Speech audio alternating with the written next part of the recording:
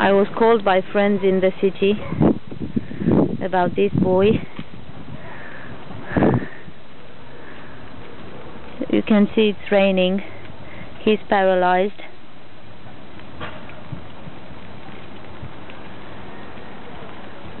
He can move his legs.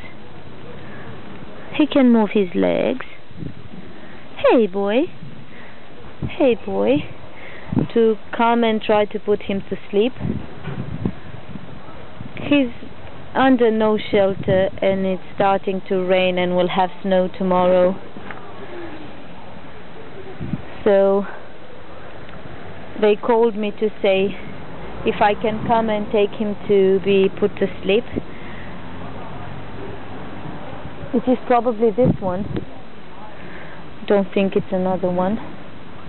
Anyway, we can't let him like this. We'll take him to the vet and we'll assess this boy and see why is he like this and if we can do something about it.